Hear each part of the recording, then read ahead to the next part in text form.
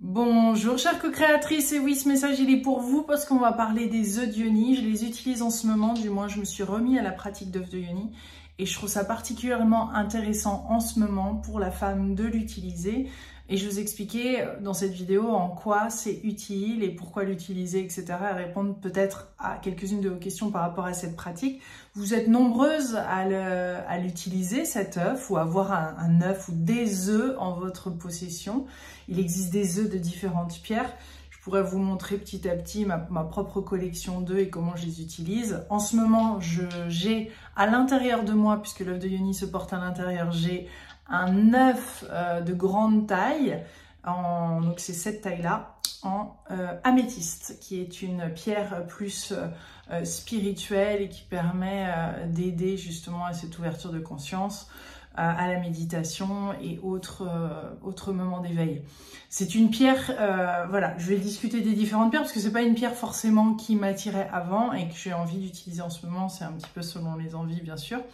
Je suis l'auteur, je précise, du livre L'œuf de yoni qui a été édité en 2018 par les éditions Le Duc. C'est un livre qui permet de mieux comprendre la pratique, comment utiliser l'œuf, les pierres, etc. J'ai moi-même découvert l'œuf de yoni, je vais vous montrer avec quel œuf, c'était cet œuf-là. En Thaïlande pour la première fois avant de rencontrer mon compagnon de vie, avant de rencontrer mon partenaire de vie Michael.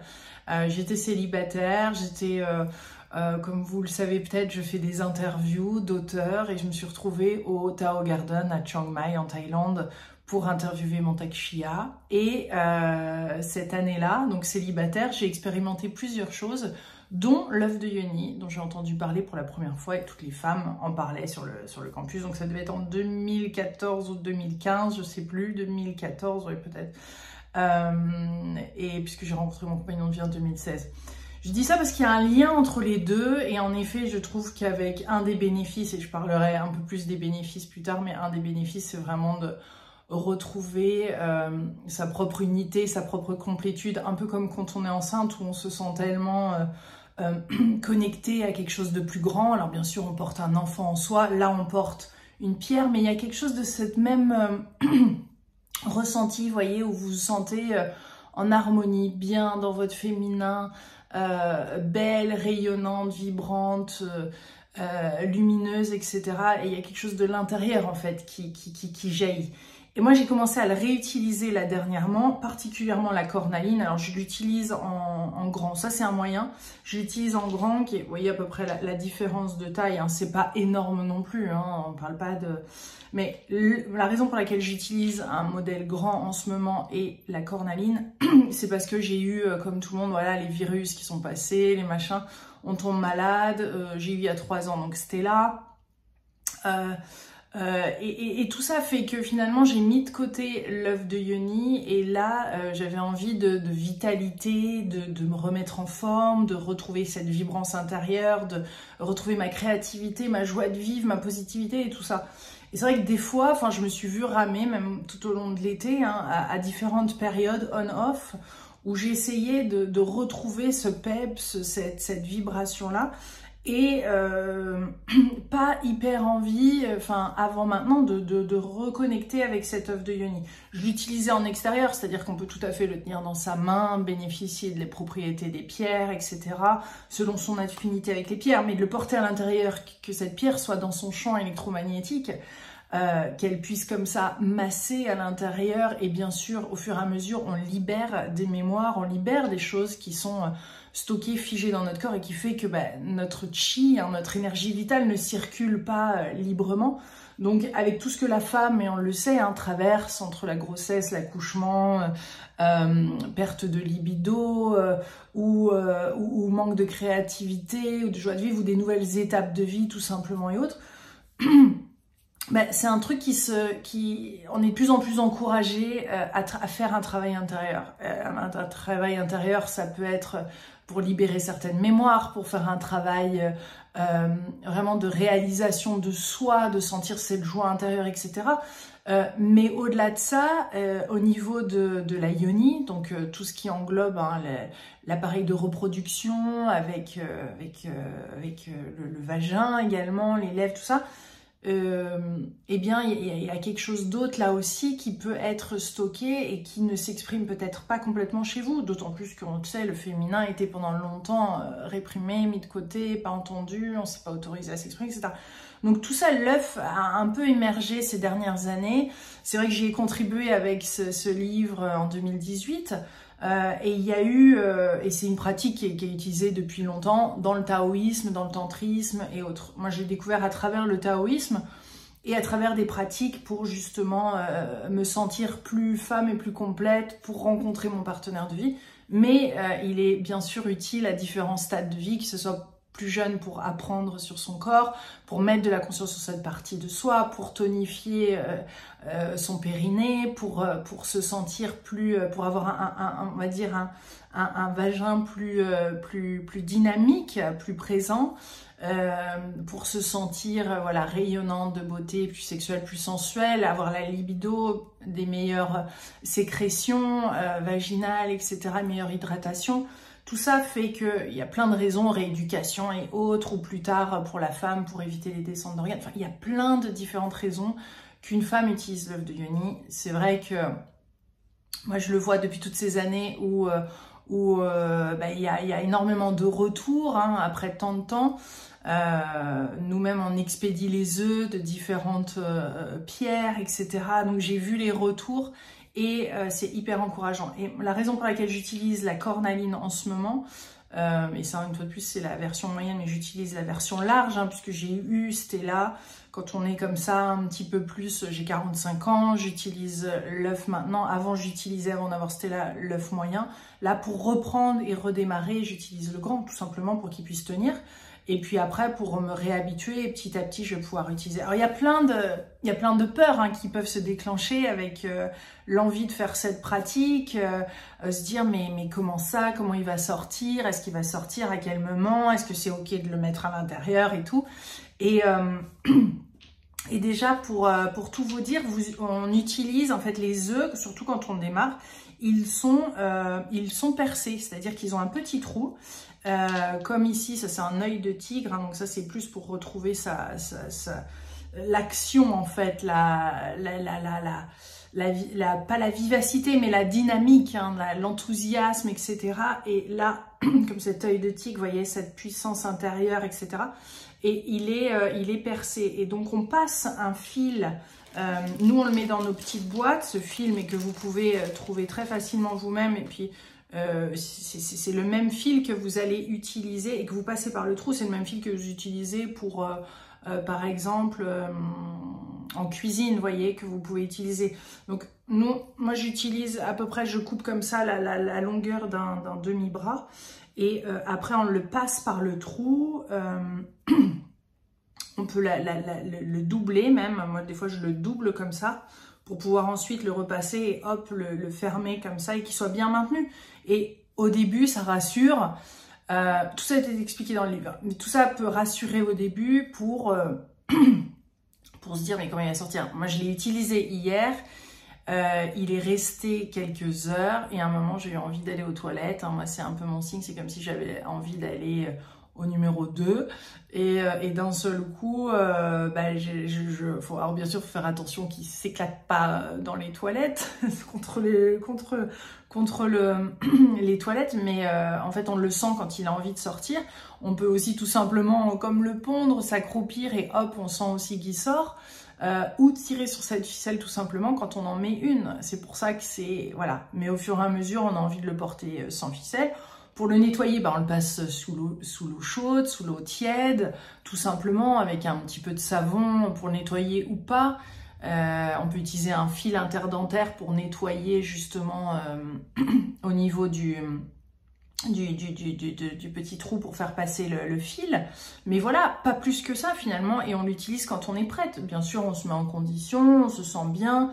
Moi, je pose une intention à chaque fois avec cet œuf pour qu'il m'accompagne. Là, c'est ce que j'ai fait avec l'œuf en améthyste que je porte là à l'instant. J'avais envie de l'améthyste, alors que l'améthyste, j'ai eu toute une histoire avec, tout comme l'obsidienne. Genre, non, non, je veux pas. C'est des pierres qui vraiment me repoussaient. Enfin, me repoussaient. En tout cas, m'appelaient pas. Parce que c'est là comment on choisit son œuf, etc. Il y a des moments où...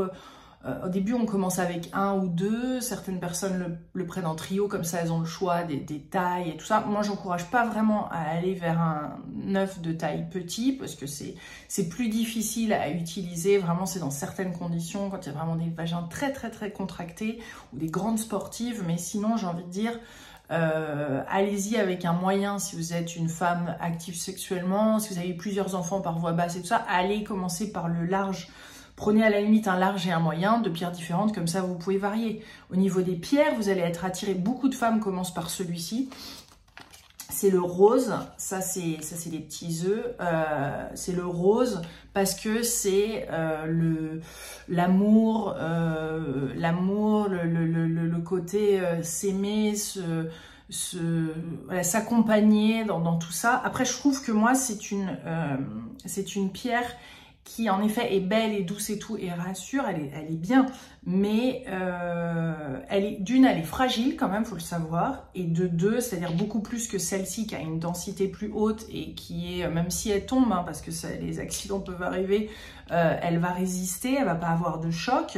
C'est normal hein, d'avoir ces nervures comme ça, nervures dedans, en fonction des différentes pierres.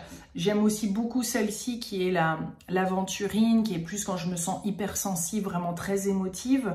J'utilise l'obsidienne quand vraiment j'ai envie de débloquer une partie d'ombre en moi ou négativité, ou au contraire voir la lumière. Mais ça, c'est plus une pierre que je recommande vraiment pour des femmes qui sont déjà sur ce chemin, qui ont déjà fait un travail sur elles, etc. Sinon, ça peut être un petit peu secouant.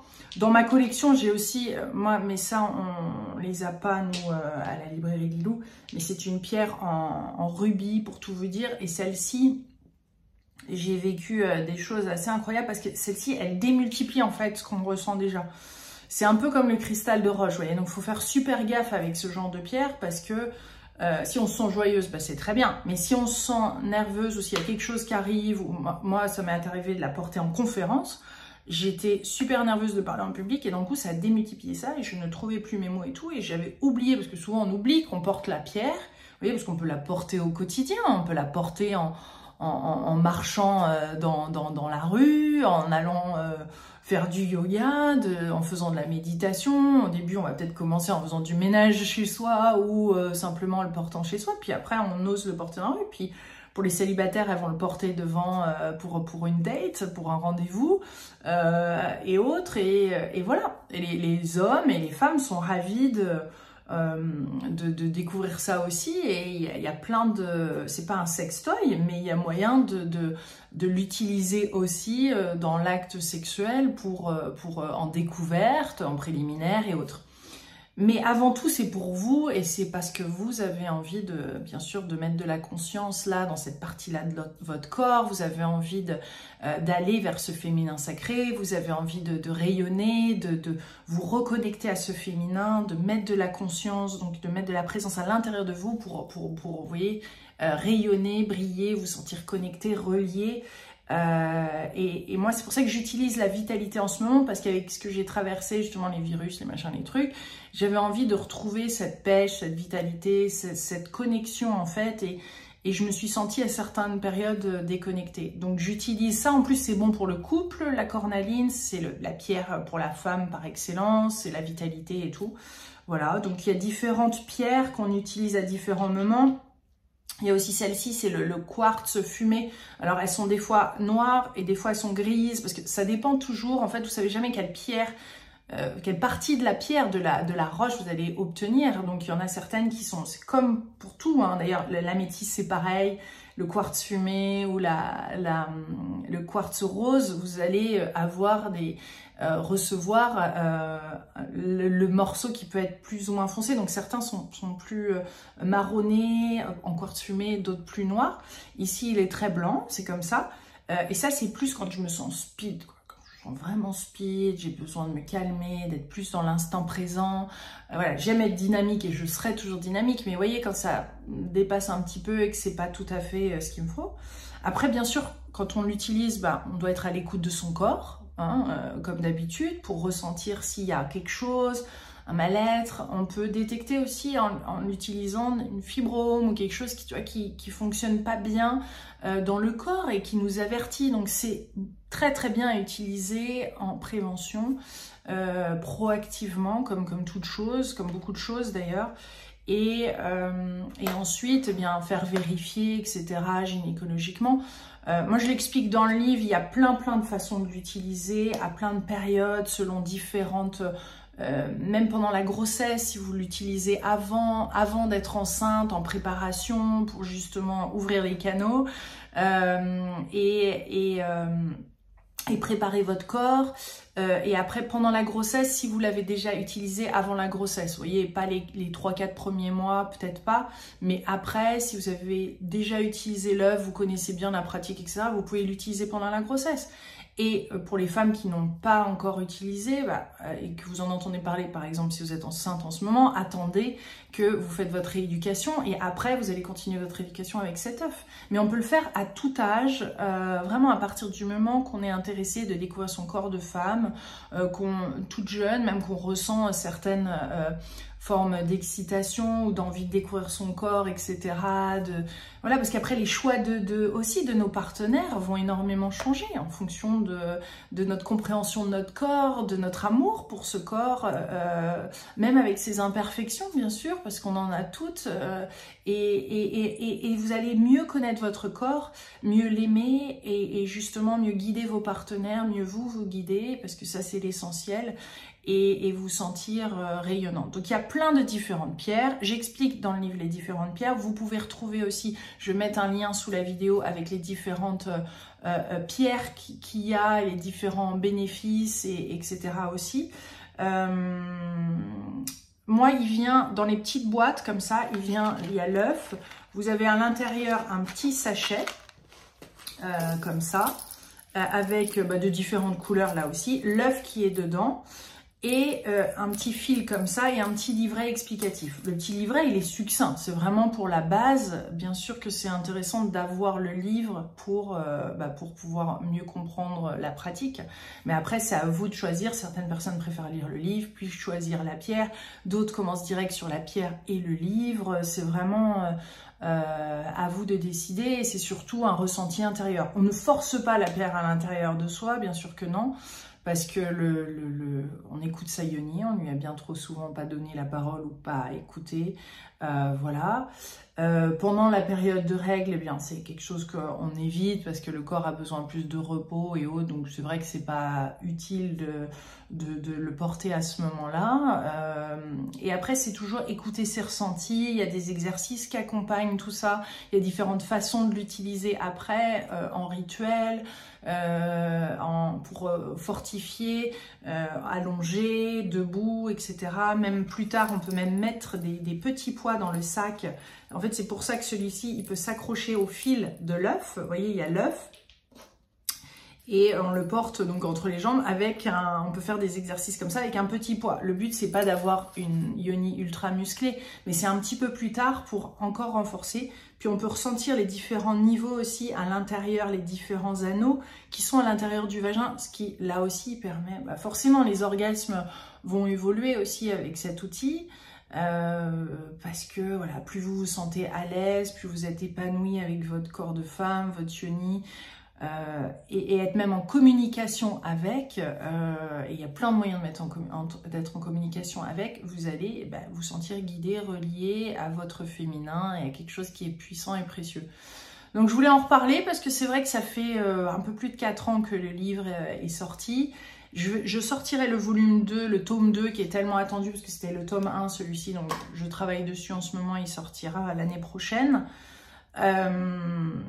Voilà, avec d'autres choses à l'intérieur, pratiques et autres. Mais avant tout, je peux que vous encourager à vous connecter à votre féminin.